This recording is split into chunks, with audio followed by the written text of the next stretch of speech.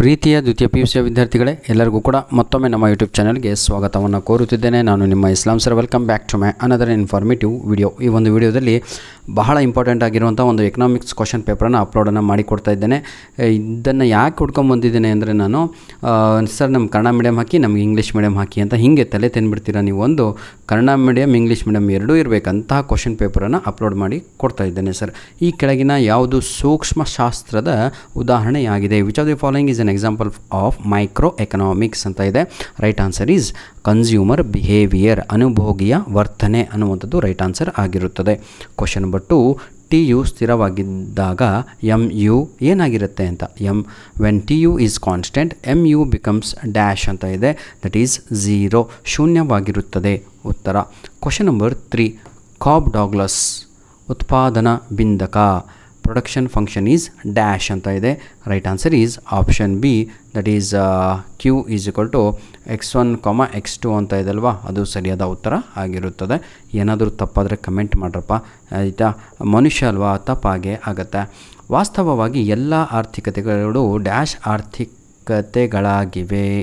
Question number 4, that is ಇಂಗ್ಲೀಷಲ್ಲಿ ಹೇಳಬೇಕಂದ್ರೆ in reality all economies are mixed economics ಅಂತ ನಾವು ಕರಿತೀವಿ. ಮಿಶ್ರ ಆರ್ಥಿಕತೆಗಳಾಗಿವೆ ಅನ್ನುವಂಥದ್ದು ಸರಿಯಾದ ಉತ್ತರ ಆಗಿರುತ್ತದೆ. ಕ್ವಶನ್ ನಂಬರ್ 5, ಸರಕೊಂದರ ಬೇಡಿಕೆಯು ಅದರ ಬೇಡಿಕೆಯೊಂದಿಗೆ ಡ್ಯಾಶ್ ದಿಕ್ಕಿನಲ್ಲಿ ಚಲಿಸುತ್ತದೆ ಅಂತ ಇದೆ. ಅದಕ್ಕೆ ವಿರುದ್ಧ ಅಂತ ಬರೀರಿ. The demand for a goods moves in the dash direction of its price ಅಂತ ಇದೆ. Opposite direction of its price is the right answer. Question number 6, my dear children, ಬದಲಾಗುವ ಅನುದಾನ ಪ್ರತಿ ಘಟಕದ ಉತ್ಪಾದನವನ್ನು ಡ್ಯಾಶ್ ಎಂದು ವ್ಯಾಖ್ಯಾನಿಸಲಾಗಿದೆ ಅಂತ ಇದೆ. 6ನೆಯ ಪ್ರಶ್ನೆಗೆ ಸರಿಯಾದ ಉತ್ತರ ಬಂದು ಏನಂತೀರ, ಆವರೇಜ್ ಪ್ರಾಡಕ್ಟ್ ಅಂತ ಕರಿತೀವಿ. ಸರಾಸರಿ ಉತ್ಪನ್ನ ಅನ್ನುವಂಥದ್ದೇ ಸರಿಯಾದ ಉತ್ತರ. ಹೊಂದಿಸಿ ಬರೆಯಿರಿ ಅಂತ ಇದೆ. ಭಾಳ ಇಂಪಾರ್ಟೆಂಟ್ ಕೊಟ್ಟರು, ನಿಜವಾಗಿ ಹೇಳ್ತೀನಿ. 90% ಈ ಕ್ವಶನ್ ಪೇಪರ್ ನಿಮಗೆ ಇಂಪಾರ್ಟೆಂಟು. ಸರ್ ನಮಗೆ ಒಂದೇ ಕ್ವಶನ್ ಪೇಪರ್ ಸಾಲಲ್ಲ, ಇನ್ನೂ ಒಂದೆರಡು ಬೇಕಿತ್ತು ಅನ್ನೋರು, ಯಾಕೆಂದರೆ ಸಮಯವಿಲ್ಲ ಕಣ್ರಪ್ಪ ಅಪ್ಲೋಡ್ ಮಾಡಲಿಕ್ಕೆ. ಇದೇ ವಿಡಿಯೋ ಡಿಸ್ಕ್ರಿಪ್ಷನ್ ಬಾಕ್ಸಿನ ಕೆಳಗಡೆ ಲಿಂಕನ್ನು ಕೊಟ್ಟಿರ್ತೇನೆ. ನಾನು ಹೇಳ್ತೀನಲ್ವಾ, 3 ಕ್ವಶನ್ ಪೇಪರ್ ನೀವು ಓದ್ಕೊಂಡು ಹೋಗಿ ಸರ್, 100% 40ಕ್ಕೆ 40 ನೀವು ತೆಗಿತೀರಾ. You will get 40 out of 40 in economics. Kannada medium ಆಗಿರ್ಬೋದು, ಇಂಗ್ಲೀಷ್ ಮೀಡಿಯಮ್ ಆಗಿರ್ಬೋದು. ಬನ್ನಿ ವಿದ್ಯಾರ್ಥಿಗಳೇ, ಹಾಗಿದ್ರೆ ಸರ್ವಿಸ್ ಆಫ್ ಟೀಚರ್ಸ್ ಅಂತ ಇದೆ. Right answer skill is the right answer. Demand curve ಅಂತ ಇದೆ. ಇದನ್ನು ಡೌನ್ವರ್ಡ್ಸ್ ಸ್ಲೋಪ್ ಅಂತ ಕರಿತೀವಿ. ಬೇಡಿಕೆ ರೇಖೆಗೆ ಕೆಳಮುಖ ಇಳಿಜಾರು ಅಂತ. TFC ಪ್ಲಸ್ TVC ಅಂತ ಇದೆ. ಇದಕ್ಕೆ TC ಅನ್ನುವಂಥದ್ದು ರೈಟ್ ಆನ್ಸರ್ ಆಗಿರುತ್ತದೆ. ಈಗ 1 ಅಂಕದ ಪ್ರಶ್ನೆಗಳನ್ನು ನೋಡ್ತಾ ಹೋಗೋಣ. ಉತ್ಪಾದನಾ ಸಾಧ್ಯತಾ ಗಡಿಯ ಕೆಳಗಿರುವ ಸಂಯೋಜನೆಯು ಏನನ್ನು ಸೂಚಿಸುತ್ತದೆ ಅಂತ ಇದೆ. What is A combination below the production possibility frontier indicate ಅಂತ ಇದೆ. ಏನೂ ಇಲ್ಲ ಕಣ್ರೋ, ಇನ್ಸಫಿಷಿಯೆಂಟ್ ಪ್ರೊಡಕ್ಷನನ್ನು ಇಂಡಿಕೇಟ್ ಮಾಡುತ್ತೆ. ಅಥವಾ ಇನ್ನೊಂದು ಏನಂತೀರ ನೀವು, and under utilisation of valuable resources ಅಂತ ಇಷ್ಟು ಬರೆದ್ರೆ ಮುಗೀತು. Give the meaning of marginal utility ಅಂತ ಇದೆ. ಸಿದ್ಧಾಂತ ತುಷ್ಟಿಗುಣದ ಅರ್ಥವನ್ನು ಬರೆಯಿರಿ ಅಂತ. ಏನೂ ಇಲ್ಲಪ್ಪ, ಏನಂತೀರ, ಮಾರ್ಜಿನಲ್ ಯುಟಿಲಿಟಿ ಅಂದರೆ it is the addition of quality gained from consuming 1 extra unit of A commodity, that is called marginal utility. ಧನ್ಯವಾದಗಳು. ಮುಂದಿನ ಎಲ್ಲ ಪ್ರಶ್ನೆಗಳನ್ನು ತಾವುಗಳು ನೋಡ್ಕೊಳ್ಳಿ ನಿಮ್ಮ, ಯಾಕಂದರೆ ದಿಸ್ ಈಸ್ ವೆರಿ ಏನಂತೀರ ತಾವುಗಳು crucial time.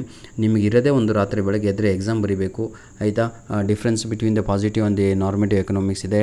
Mention any 2 process which explain consumer behaviour. ನೋಡ್ರಪ್ಪ, ಇದು ಬೆಂಗಳೂರಿನ ಕ್ವಶನ್ ಪೇಪರ್ ಆಗಿರುತ್ತೆ.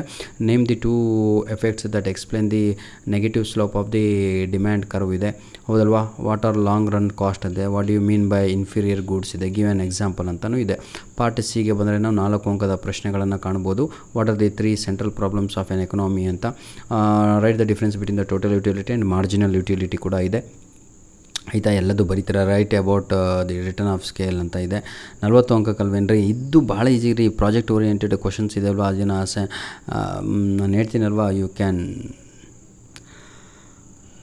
ಧನ್ಯವಾದಗಳು ಪ್ರೀತಿಯ ವಿದ್ಯಾರ್ಥಿಗಳೇ. ಇದು 6 ಅಂಕದ ಪ್ರಶ್ನೆ ಆಗಿರುತ್ತೆ. ಪ್ರಾಜೆಕ್ಟ್ ಓರಿಯೆಂಟೆಡ್ ನಿಮಗೆ 5 ಅಂಕದ ಪ್ರಶ್ನೆ ಆಗಿರುತ್ತೆ. ದೀಸ್ ಆರ್ ದಿ ನೋಡಿ, ಅಸೈನ್ಮೆಂಟ್ ಹಾಗೂ ಪ್ರಾಜೆಕ್ಟ್ ಓರಿಯೆಂಟೆಡ್ ಕ್ವಶನ್ ಯಾವುದಾದ್ರೂ ಒಂದು ಬಂದಿರುತ್ತೆ. 2ರಲ್ಲಿ 1 ತಾವುಗಳು ಬರೀಬೇಕಾಗಿರುತ್ತೆ. This is our mail ID. Request everyone, please share your question papers to our mail ID. ಕಳಿಸ್ತೀರಾ ಅಂದ್ಕೊಂಡೆ ನಾನು ಆ ಒಂದು ಭರವಸೆಯಲ್ಲಿಯೇ ಕೆಲಸವನ್ನು ನಿರ್ವಹಿಸ್ತಾ ಇರ್ತೇನೆ. Please share it. Thank you. Please ಆಯಿತಾ. ನಿಮ್ಮ ಕಮೆಂಟ್ಸು ನಿಮ್ಮ ಎಲ್ಲ ಬರಲಿ. ಈ ವಿಡಿಯೋದ ಡಿಸ್ಕ್ರಿಪ್ಷನ್ ಬಾಕ್ಸಲ್ಲಿ ಕೊಡುವಂಥ ಲಿಂಕ್ಗಳು 100% ನಿಮ್ಮ ಯೂನಿಟ್ ಟೆಸ್ಟ್ನಲ್ಲಿ ಅವೇ ಪ್ರಶ್ನೆಗಳು ಬರ್ತವೆ ಸರ್. 3 ಕ್ವಶನ್ ಪೇಪರನ್ನು ಓದ್ಕೊಂಡೋಗಿ ಔಟ್ ಆಫ್ ಎಕ್ಸಾಮಲ್ಲಿ ತೆಗೀರಿ. ಧನ್ಯವಾದಗಳು.